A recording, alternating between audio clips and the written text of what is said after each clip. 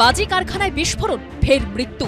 চম্পাহাটিতে বাজি কারখানায় ভয়াবহ বিস্ফোরণে জখম প্রৌঢ়ার মৃত্যু হলো হাসপাতালে। শনিবার বেলা 12টা নাগাদ ভয়াবহ বিস্ফোরণে কেঁপে ওঠে চম্পাহাটির হাড়াল এলাকা। ক্যান্সারে নেই আর ভয়, NCRI হবে এর জয়। আপনাদের ভরসা নেতাজি সুভাষচন্দ্র বোস ক্যান্সার হসপিটাল। বিস্ফোরণের অভিঘাতে ভেঙে পড়ে পাকা দেওয়াল, চুরমার হয়ে যায় গোটা বাড়ি। বিস্ফোরণের তীব্রতা এতটাই বেশি ছিল যে টিনের চাল উড়ে গিয়ে পড়ে পাশের মাঠে। ঘটনায় গুরুতর জখম অবস্থায় বাড়ির মালিক পিন্টু মণ্ডল সহ 4 জনকে ভর্তি করা হয় হাসপাতালে।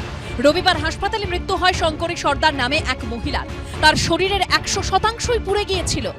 দক্ষিণ 24 পরগনার বারুইপুর থানার অন্তর্গত চম্পাহাটির হাড়ালে এখানেই কিন্তু গতকাল বেলা 12টা 15 নাগাদ ভয়ঙ্কর বিকট শব্দে কেঁপে ওঠে গোটা এলাকা। এই বিস্ফোরণের অভিঘাত এবং অগ্নিসংযোগের অভিঘাত এতটাই ছিল যে দেখা যাচ্ছে যে গাছ রয়েছে সেই গাছ সম্পূর্ণ পুড়ে গিয়েছে, দেওয়াল কিন্তু সম্পূর্ণটা ভেঙে গিয়েছে, মাথার ওপরে একটি টিনের ছাউনি ছিল সেই ছাউনি উড়ে গিয়েছে। পাশে যে ডোবা রয়েছে সেই জলাশয়ের মধ্যে কিন্তু এখনো পর্যন্ত ভাসছে বারুদ।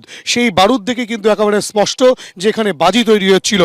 পুলিশ সূত্রে দাবি করা হয় পিন্টু মণ্ডলের গ্রিন বাজি বিক্রির লাইসেন্স রয়েছে, তবে তার কাছে বাজি তৈরির কোনো অনুমতি ছিল না। যদিও নিহতের পরিবারের তরফে চাঞ্চল্যকর অভিযোগ তোলা হয়েছে। এবারে বাজিটা ওই বড়দিন উপলক্ষে হচ্ছিল, ফায়ারের কোনো সুব্যবস্থা নেই কোনো এটা বাস্তব কথা। আমরা ওই গ্রামে ছেলেপুলে ছুটে গিয়ে যেখানে যে অ্যাক্সিডেন্ট হয় আগে পাড়ার লোক কভার করার চেষ্টা করি।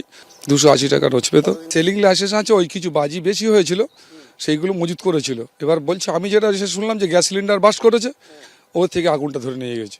ওরা তো 10-15 দিনের দোকানদারি করে, তো কিছু মাল ওরা বেঁচে গেছিলো, বিক্রি করতে পারেনি, সেই মালগুলোই ওরা ঘরে রেখেছিল। বাড়িটাতে একটা কনস্ট্রাকশনের কাজ হচ্ছিল, কনস্ট্রাকশনের কাজের ক্ষেত্রে হয়তো কোনো একটা আগুনে ফুলকি ওই বাজিতে পড়ে।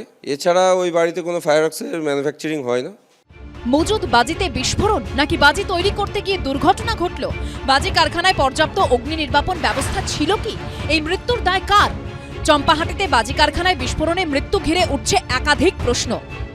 একের পর এক দুর্ঘটনা দেখে সরকারের উচিত ছিল এই অঞ্চলের এই গ্রাম এটা প্রায় কুটির শিল্পের জায়গা, তাহলে এগ্রিকালচার ডিপার্টমেন্টের ফাংশন কি, ফিশারিজ ডিপার্টমেন্টের ফাংশন কি? এত পুকুর আছে, এক এক করে গ্রামের মানুষের প্রাণ চলে যাবে, এ বাড়ির যাবে ও বাড়ির যাবে, কম্পেনসেশন কে দেবে? এখনো পর্যন্ত তো এমপি আসেননি, এখনো পর্যন্ত বিধায়ক তিনি খোঁজ নিচ্ছেন বলেছেন। এটা কেন কুটির শিল্প হলো যেটার সঙ্গে লাইফ রিস্কের ব্যাপার?